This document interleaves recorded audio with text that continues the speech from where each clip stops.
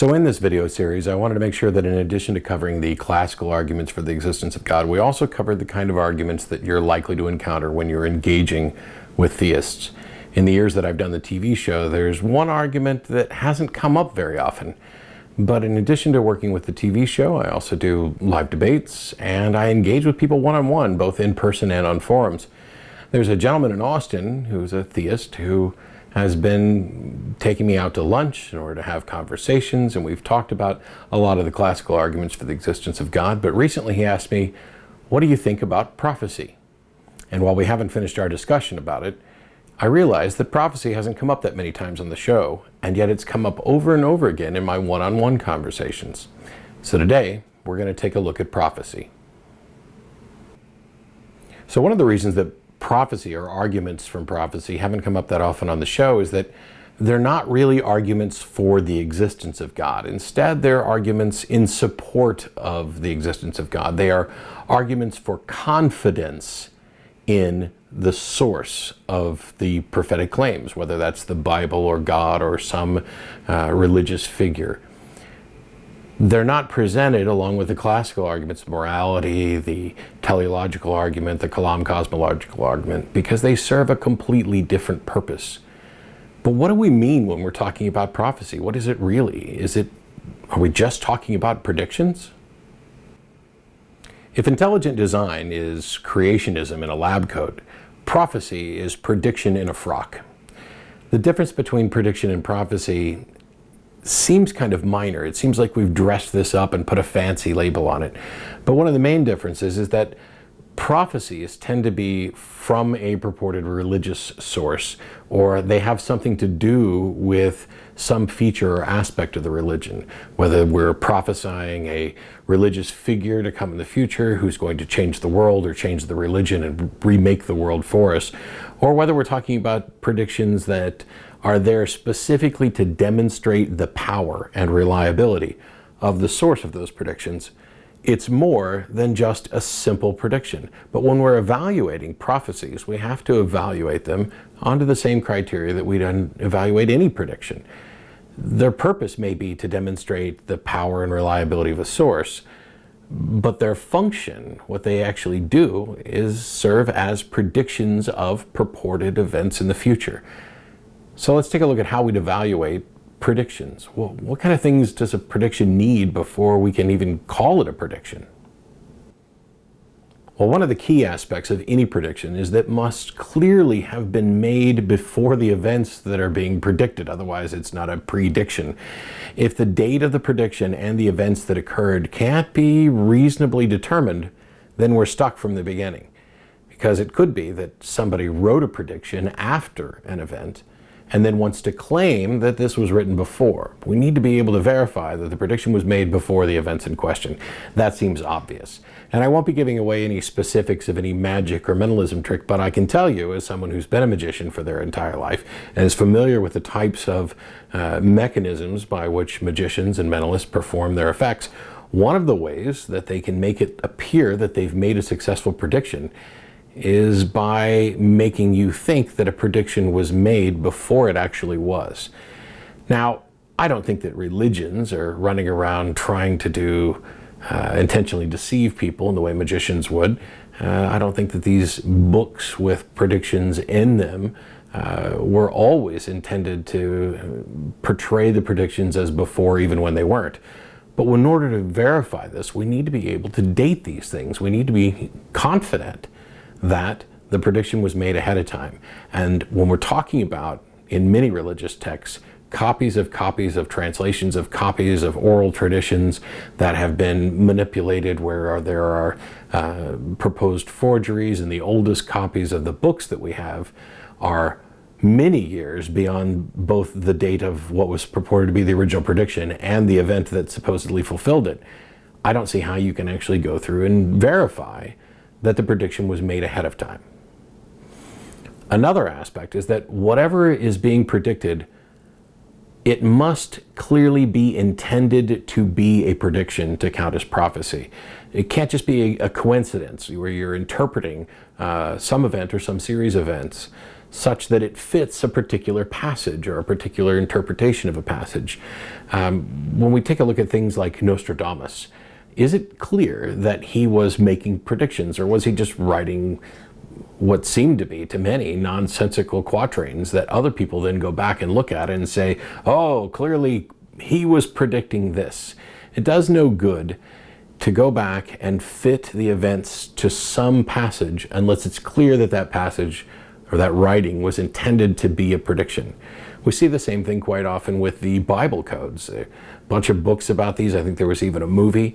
And the details of the Bible code I'll leave you to search out on your own. It's an equidistant letter sequence where they take the Hebrew Bible and they put it in a grid and they look through, and you can find words that are going horizontally and vertically and diagonal and forward and back. And it's like a little word search. And one of the things about those is that you're going to find things even if that wasn't the intent.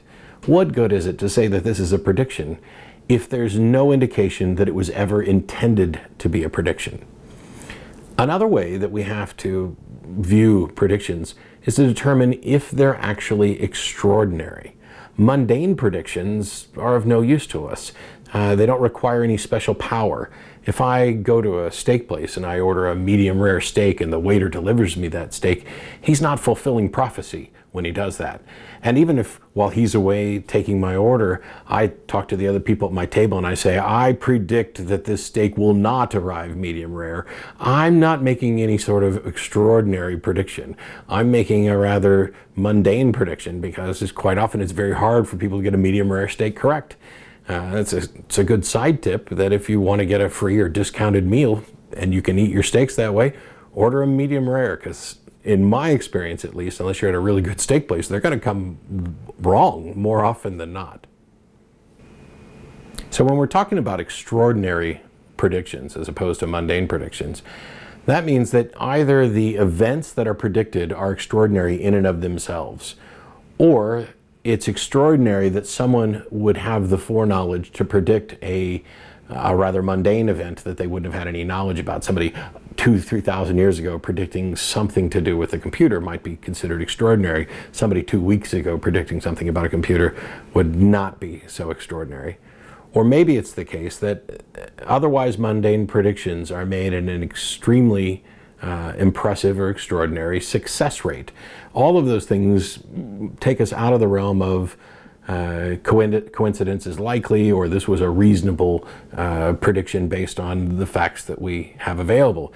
If you predict one coin toss, that's not a big deal. But if you predict 4 coin tosses in a row, that's a little better. 40 is a little better. If you can do 400 or 4,000 in a row, now we've got some kind of phenomenon to investigate. How is it that this person is able to seemingly beat the odds at making this prediction? If you predict a flood in an area where floods are common, well, that's no big deal. But if you predict a flood in a desert, that's a bigger deal. And if you predict the time, depth, and location of every single flood for a year, that's extraordinary. And it requires some sort of extraordinary explanation. Another aspect that we must look at when we consider predictions is they need to be answerable by a single clear occurrence or set of occurrence if it's predicting more than one thing. It can't be open to fulfillment by a number of possible events. If you predict 4 heads in a row at a coin toss, and you don't give any time limit, if you flip a coin long enough, you're going to get 4 heads in a row. There's nothing extraordinary about that. And if you predict the United States will have a woman as a president, and you don't give any end date to this, or you don't give a specific year in which this election is going to occur, and it's just open-ended, then there's any number of occurrences that could conceivably serve as a conclusion to your prediction. If we elect a woman as president and, the next election, hey, your prediction came true. How about 2 elections from now instead? Oh, your prediction came true. 10 elections from now, your prediction could come true again.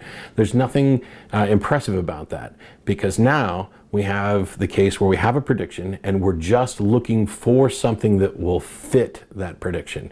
And we have an open selection, which isn't particularly extraordinary. They need to be answerable by a single occurrence or a single set of occurrences that are clearly tied to the prediction. Predictions also can't be open to interpretation.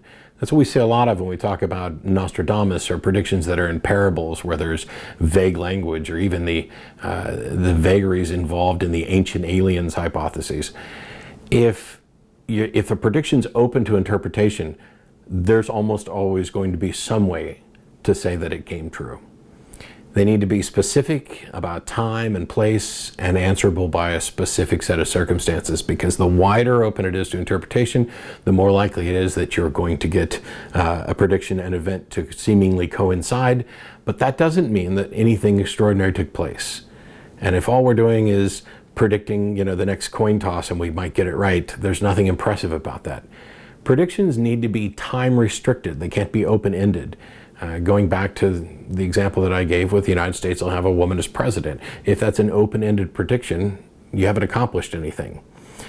Also, they need to be public knowledge, or at least publicly known that this prediction was clearly made before the events.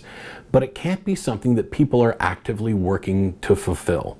If you have a prediction that is public knowledge, there's going to be somebody who is working to make that true, particularly when we're talking about predictions made within religious contexts where you have lots of adherents who have a goal of keeping the religion alive and thriving and passing this information on to others. And as I mentioned at the beginning, the purpose of the prophecy is to demonstrate the reliability and power of the source that's making the prophecy.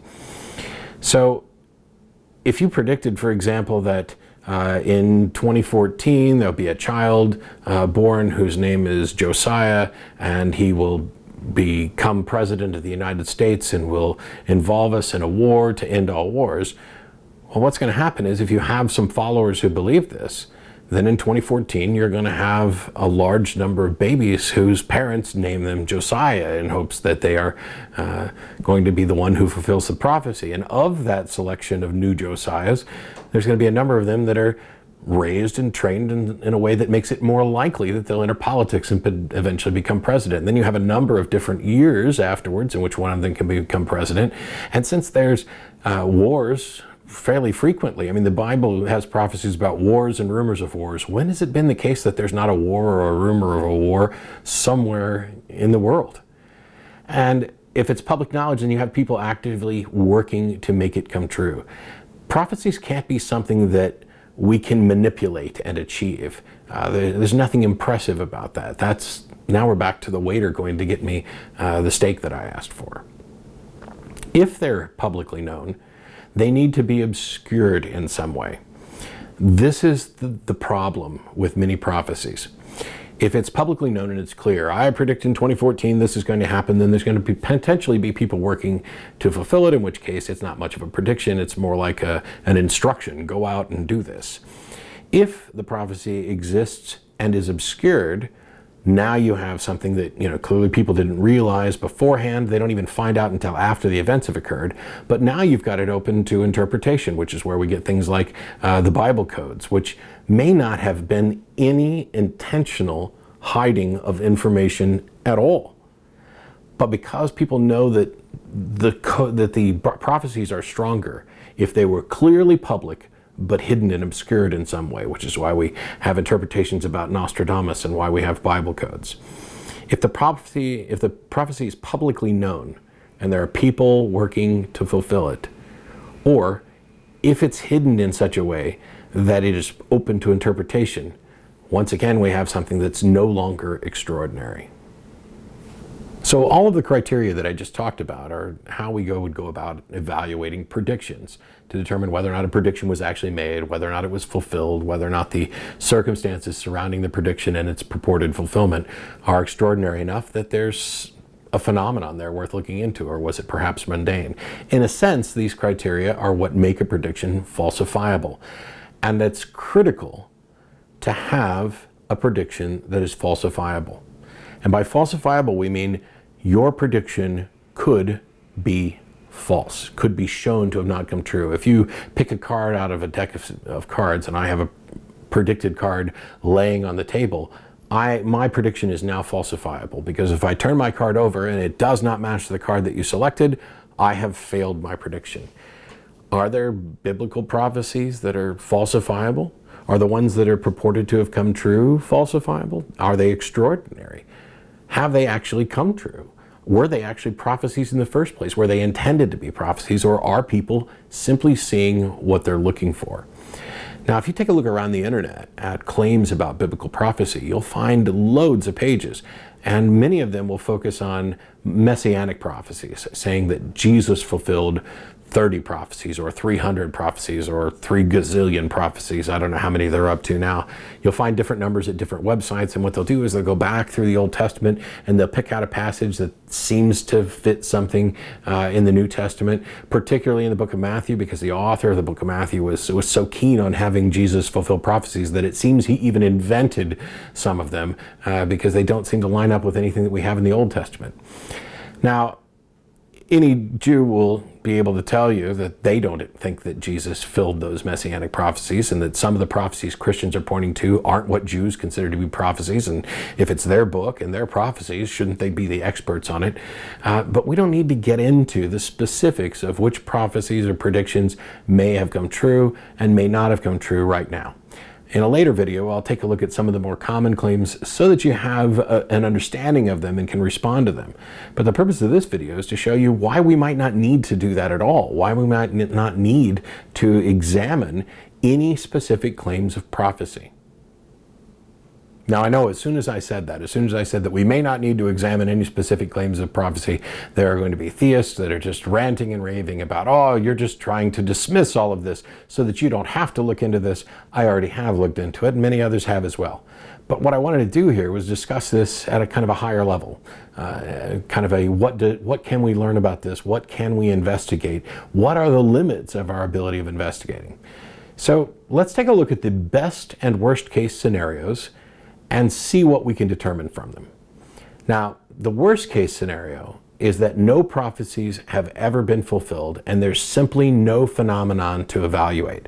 And when I say no prophecies have ever been fulfilled, what I'm saying is that in that worst case scenario, either the proposed prophecy was not actually a prophecy, or the proposed fulfillment of that prophecy either didn't happen or didn't happen in the way it was predicted. In those cases, the prophecy can't be considered to have come true, and the claims of prophecy or the appeals to prophecy therefore cannot serve as rational supporting arguments for the intended target or source, whether it be the Bible or God or some prophet. The best case scenario, though, is that clear, specific predictions have been made, and the predicted events have clearly come to pass. This is the case that believers will tend to accept, and the questions that they often ask once they've accepted these are questions like, how do you explain this? Well, maybe we don't have an explanation. Maybe there's no explanation for why this prediction and this event seem to coincide, or why this particular source seems to be able to reliably make predictions. We may not necessarily have an explanation for it. But if you're going to propose that God is the best explanation, or that the supernatural is the best explanation for these predictions supposedly coming true, that's something you need to demonstrate. And I don't know how you can demonstrate supernatural causation, but we'll get back to that in a moment. The other question that they'll often ask is, how did these people know? How could they have known that these events were going to happen? And to that I ask, what makes you think they knew? I mean, just because you're talking about, in many cases in the Bible, of people who were supposedly inspired by God writing down whatever God said. So it's not that these people knew anything. It's God who supposedly knew something. And before we can insert a God there to serve as an explanation, we need to demonstrate that a God is possible or probable, or that one actually exists. And that brings us to this issue of supernatural causation again. Because the best case scenario, if we have a whole bunch of clear predictions that were clearly answered by specific events, such that we have the appearance of clearly correct answered prophecy, we still don't have any idea how or why someone was able to make those predictions, which means that the purported prophecies, even if they came true, still could not serve as rational supporting arguments for the intended target. So the worst case scenario, no prophecies come true, purported prophecies cannot serve as justification or supporting arguments for the existence of a God or whatever the source of the prophecy is. The best case scenario, all these prophecies come true and nobody has any way to demonstrate a causal explanation that ties it to a God, so they still can't be used as a supporting argument for the supernatural or God. So I'll probably do a whole video covering supernatural causation at a later time. This is a subject that's come up quite often. I've been involved in debates, and there are atheists and philosophers who don't seem to agree, but they seem to be in the minority. The thing about supernatural causation is that if something supernatural did exist and was able to manifest in reality in some detectable way, of course we would be able to detect and identify those manifestations because they manifest in the natural world as detectable things. But what hasn't been demonstrated yet is any way to confirm supernatural causation or even the existence of the supernatural. Those two things are tied together, which is why science depends on methodological naturalism, which is not philosophical naturalism, the assertion that only the natural world exists and there is no supernatural. That's not science's position. Science's position is we have no known mechanism for identifying and confirming supernatural existence or supernatural causation, and so we will only consider natural explanations in science. Outside of the realm of science, we can continue to explore the claims about the supernatural in the hopes of finding a mechanism to demonstrate that the supernatural exists, if in fact it does. We don't know if that's going to be possible because we don't know if the supernatural exists. If it doesn't exist, we're not going to find a mechanism to demonstrate that it does. And if it does exist, we still might not find a mechanism to demonstrate that it does. And there's this curious little thing where even though we cannot confirm supernatural causation, many people are running around pretty much claiming to be little God detectors, that they have detected some manifestation of God in the natural world, and that they have confidence, whether a sensus divinatus, a divine sense, or some other mechanism, that the source is actually supernatural. But they can't offer any mechanism by which we can actually confirm this.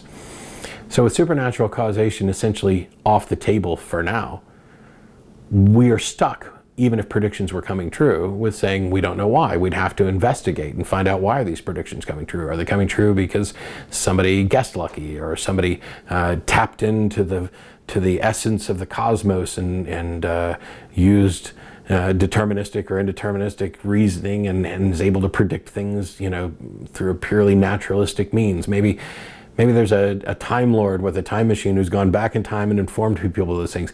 I don't think that any of those are likely to be an explanation, but one of the problems is that when we try to investigate these extraordinary claims about prophecies and predictions being fulfilled, we don't even find a good demonstration of any phenomena there. We find a lot of claims about fulfilled predictions, but we can't really find enough there to say, yep, there's something extraordinary here that we need to examine further.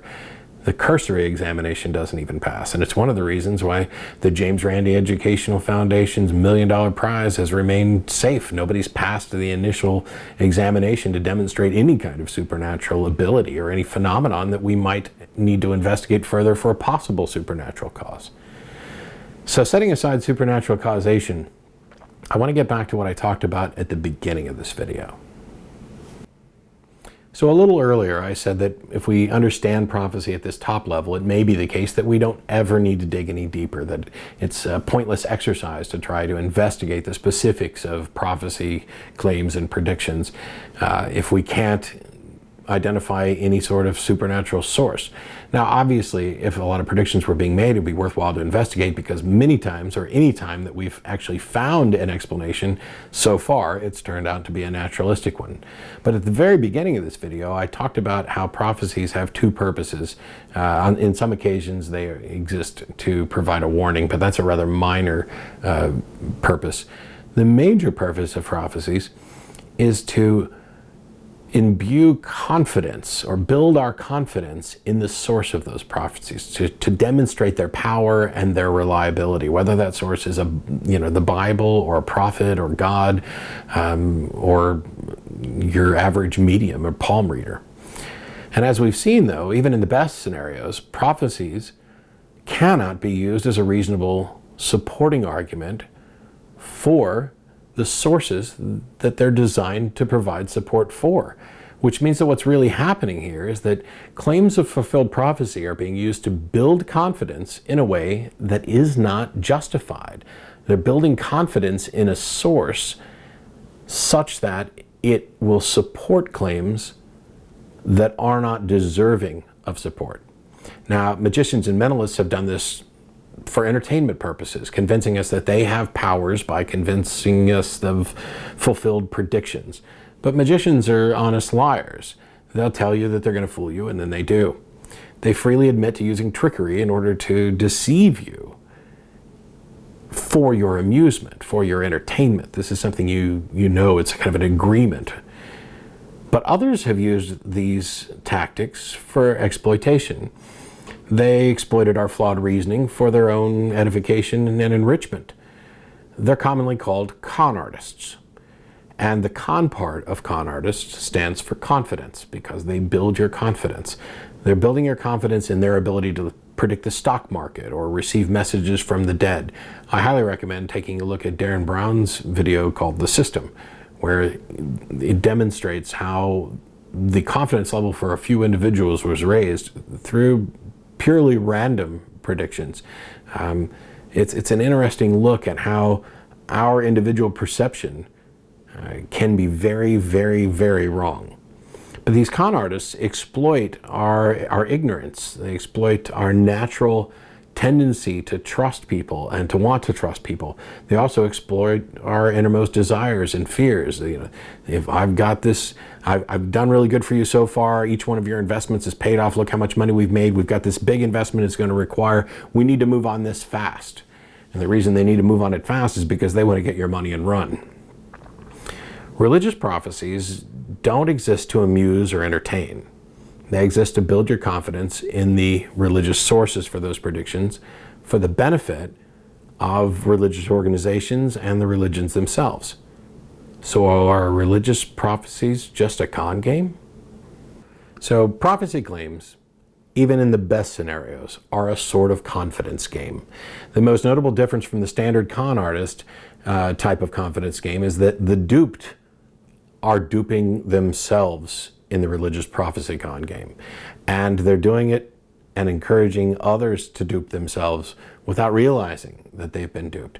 They don't realize that the confidence that they're placing in these sources may be unjustified, but that even if those sources were reliable in the past or reliable in the past about A, B, and C, it doesn't mean that they're going to be reliable in other areas. The same trust or confidence mechanisms are being used, and they're not being used for entertainment in the case of religion, though there's not a clear intent to deceive in the way that standard grifters would use. The prophecy grifters are just as duped as their marks. If there is no God, then this is just a sad commentary on how our ignorance and fears and our dependence on living life by induction and our tendency to trust people can be exploited, that we can be misled by our own best intentions and by a sincere and honest evaluation of evidence. If there is a God, though, the situation is far, far worse, because any being worthy of the label God should know and understand everything that I've pointed out in this video and far more. And any being worthy of the label God should understand that we can't confirm supernatural causation, and that this prophecy mechanism cannot rationally serve the intended purpose of demonstrating the reliability of a particular source, because we don't know that the source is there at all. We don't know how these predictions are coming true. Which means, if a God exists and he's engaged in using prophecy to demonstrate his powers while working within a system under which we cannot verify supernatural causation, then that God is a con artist. And if he exists and he isn't using prophecy to build confidence, but is allowing his most devout followers to be duped and to believe that he's using prophecy in this way and continue to engage in this process of self-deception without correcting the situation, then he's supporting irrational and immoral acts, which makes him just as bad as a con artist. So is God a con artist? Are the religious institutions con artists? Are the individuals believers con artists? So at the end of the day, even if we lived in a world where prophecies and predictions were reliably coming true from a single source, it's unlikely that we'd have an explanation for how or why. If we investigate and we discover an explanation, to date, all of the explanations have been purely natural. We have yet to confirm any supernatural explanation for anything like this. And until we have a mechanism to do so, we can't. And while we may, in some scenarios, have good reason to think that a source's next prediction might be more likely to come true, those situations are unlikely and uncertain. Predicting 9 coin tosses in a row doesn't mean that you're likely to get the 10th toss correct. And it certainly doesn't mean that you're likely to predict the winning lottery numbers, or have the inside scoop on the stock market or horse races, or know the one true path to an afterlife. When it comes to appeals to prophecy, the only winning move is not to play. This video is made possible by supporters of the Atheist Debates Patreon project. You can find more information and add your support at patreon.com/atheistdebates.